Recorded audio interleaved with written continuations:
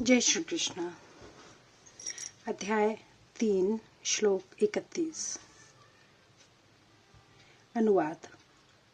जो व्यक्ति मेरे आदेशों के अनुसार अपना कर्तव्य करते रहते हैं और ईर्ष्या रहित होकर इस उपदेश का श्रद्धापूर्वक पालन करते हैं, वे सकाम कर्मों के बंधन से मुक्त हो जाते हैं।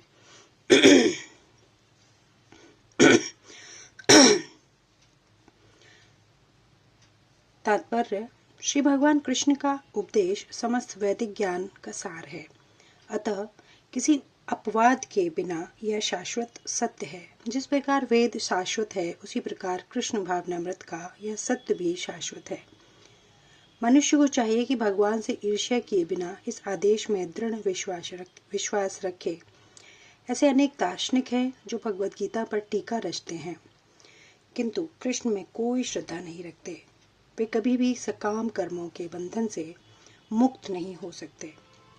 किंतु एक सामान्य पुरुष भगवान के इन आदेशों में दृढ़ विश्वास करके कर्म नियम के बंधन से मुक्त हो जाता है, भले ही वह इन आदेशों का ठीक से पालन न कर पाए। कृष्ण भावनामृत के प्रारंभ में भले ही कृष्ण के आदेशों का पूर्णतः पालन न हो पाए, किंतु चूंकि मनुष्य इस नियम से रुष्ट नहीं होता और पराजय तथा निराशा का विचार किए बिना निष्ठापूर्वक कार्य करता रहता है, अतः वह विशुद्ध कृष्ण भावनामृत को प्राप्त होता है। श्लोक 32। अनुवाद। किंतु जो ईर्ष्यावश इन उपदेशों की उपेक्षा करते हैं और इनका पालन नहीं करते, उन्हें समस्त ज्ञान से रहित, दिग्भ्रमित तथा सिद्धि के प्रयासों में नष्ट भ्रष्ट समझना चाहिए। तात्पर्य: यहाँ पर कृष्ण भावना भावित न होने के दोष का स्पष्ट कथन है। जिस प्रकार परम अधिक शासी की आज्ञा के उल्लंघन के लिए दंड होता है, उसी प्रकार भगवान के आदेश के प्रति अवज्ञा के लिए भी दंड है। अवज्ञाकारी व्यक्ति चाहे कितना ही बड़ा क्यों न हो, वह शून्य हृदय होने से आत्मा के प्रति तथा पर ब्रह्म परमात्मा एवं श्री भगवान के प्रति अनभिज्ञ रहता है। अतः ऐसे व्यक्ति से जीवन की सार्थकता की आशा नहीं की जा सकती। श्लोक 33। अनुवाद।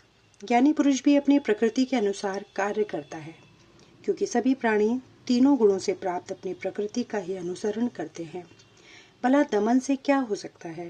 तात्पर्य: कृष्ण भावनामृत के दिव्य पद पर स्थित हुए बिना प्रकृति के गुणों के प्रभाव से मुक्त नहीं हुआ जा सकता।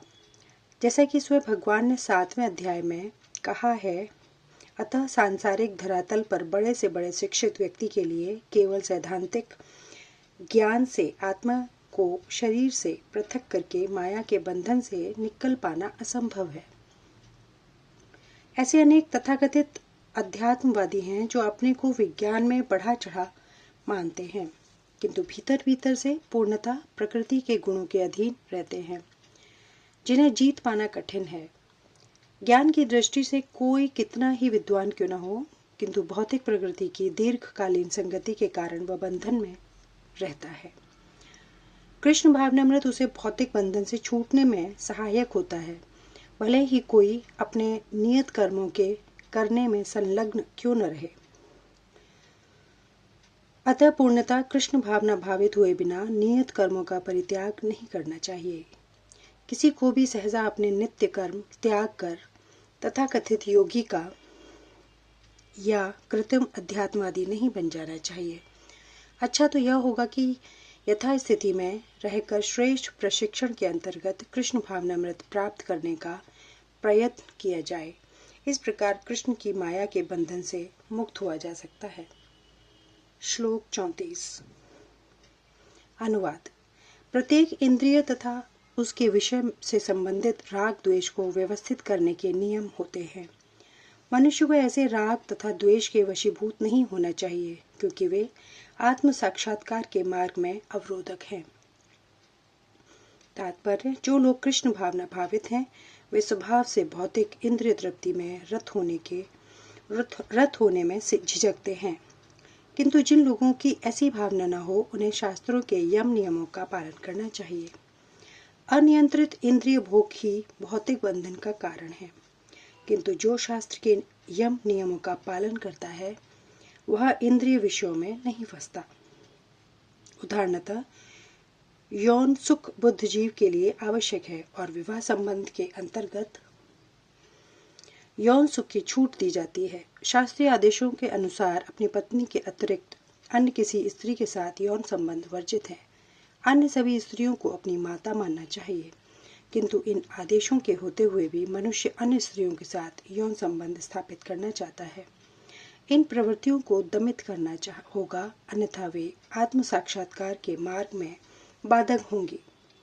जब तक यह भौतिक शरीर रहता है तब तक शरीर की आवश्यकताओं को यम नियमों के अंतर्गत पूर्ण करने की छूट दी जाती है, किंतु फिर भी हमें ऐसी छूटों के नियंत्रण पर विश्वास नहीं करना चाहिए।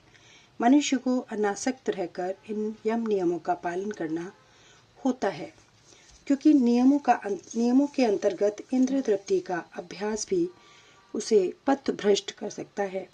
जिस प्रकार की राजमार्ग तक में दुर्घटना की संभावना बनी रहती है, भले ही इन मार्गों की कितनी ही सावधानी से देखभाल क्यों न की जाए, किंतु इसकी कोई गारंटी नहीं दे सकता कि सबसे सुरक्षित मार्ग पर ही कोई खतरा नहीं होगा।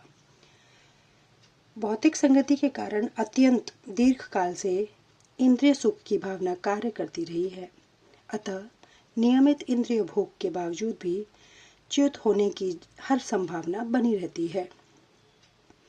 अतः सभी प्रकार से नियमित इंद्रिय भोग के लिए किसी भी आसक्ति से बचना चाहिए।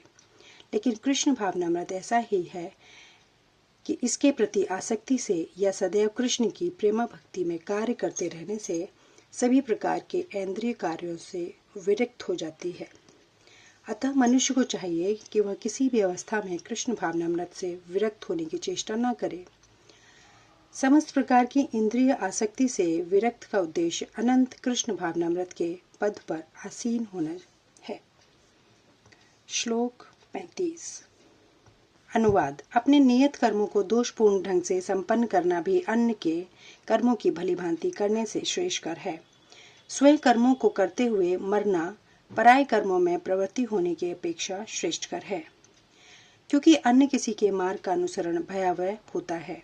तात्पर्य। अतः मनुष्य को चाहिए कि वह अन्यों के लिए नियत कर्मों की अपेक्षा अपने नियत कर्मों को कृष्ण भावनामृत में करे।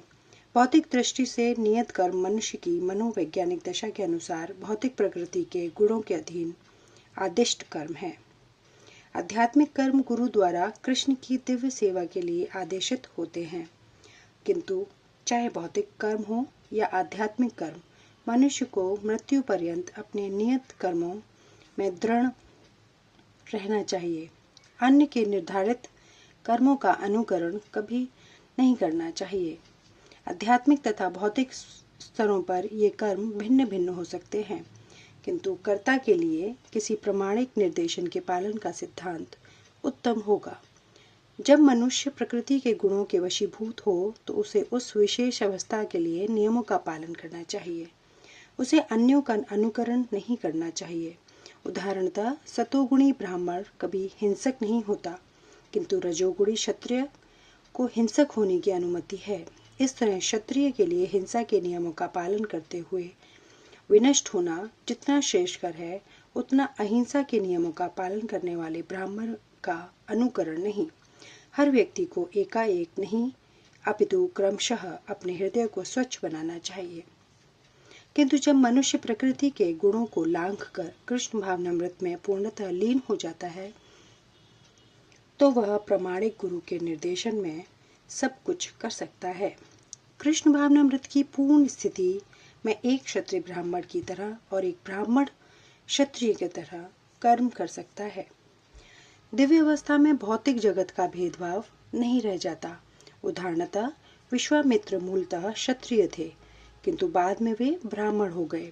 इसी प्रकार परशुराम पहले ब्राह्मण थे, किंतु बाद में वे क्षत्रिय बन गए।